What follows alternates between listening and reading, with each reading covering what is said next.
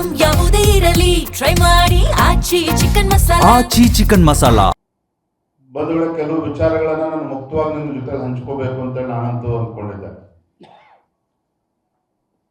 ಇತ್ತೀಚೆಗೆ ನಡೆದಂತ ವಿಧಾನ ಪರಿಷತ್ತಿನ ಚುನಾವಣೆ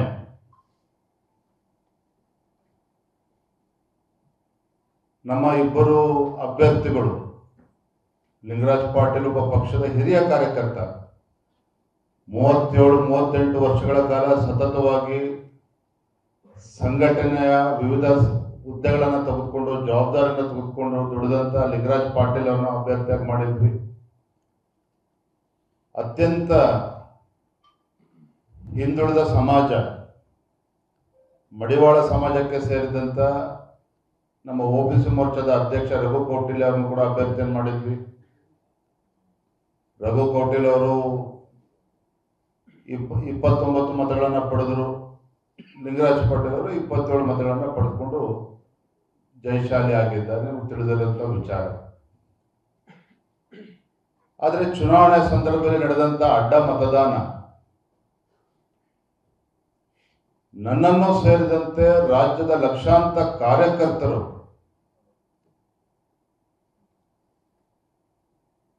ಬಹಳ ನೋವನ್ನ ವ್ಯಕ್ತಪಡಿಸಿದ್ದಾರೆ, ಬಹಳ ನೋವನ್ನ ಅನುಭವಿಸಿದ್ದಾರೆ. ಬಿಜೆಪಿಯ ನಮ್ಮ ಶಾಸಕರುಗಳಾದಂತ ಅಡ್ಡ ಮತದಾನ ಬೇರೆ ಬೇರೆ ಚರ್ಚೆಗಳನ್ನು ಕೂಡ ರಾಜ್ಯಾದ್ಯಂತ ಹುಟ್ಟಾಕಿರ್ತಕ್ಕಂಥದ್ದು ಕೂಡ ನಾನು ಗಮನಿಸ್ತಾ ಇದ್ದೇನೆ.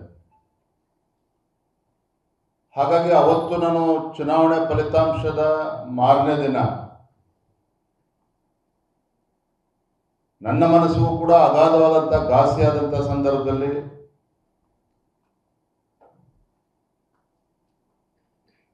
ಶಾಸಕಾಂಗ ಪಕ್ಷದ ಸಭೆ ಧರ್ಮಸ್ಥಳದಲ್ಲಿ ಆಗಬೇಕು, ಶಾಸಕರು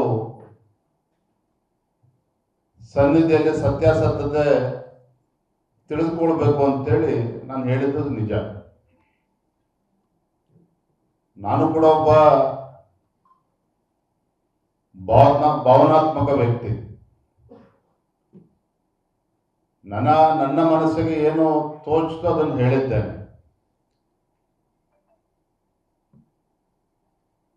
ಪಕ್ಷದ ಎಲ್ಲ ಹಿರಿಯ ನಾಯಕರ ಅಭಿಪ್ರಾಯದ ಮೇರೆಗೆ, ಇಲ್ಲ ವಿಜೇಂದ್ರ ಅವರೇ, ಇದಕ್ಕೆ ನಾವು ಅಲ್ಲಿ ತನಕ ತೆಗೆದುಕೊಂಡು ಹೋಗೋದು ಬೇಡ, ವರಿಷ್ಠರ ಗಮನಕ್ಕೆ ತರೋಣ, ಇಂದಲ್ಲ ನಾಳೆ ಸತ್ಯ ಏನು ಅಂತ ಹೇಳಿ ಗೊತ್ತಾಗೇ ಆಗ್ತದೆ,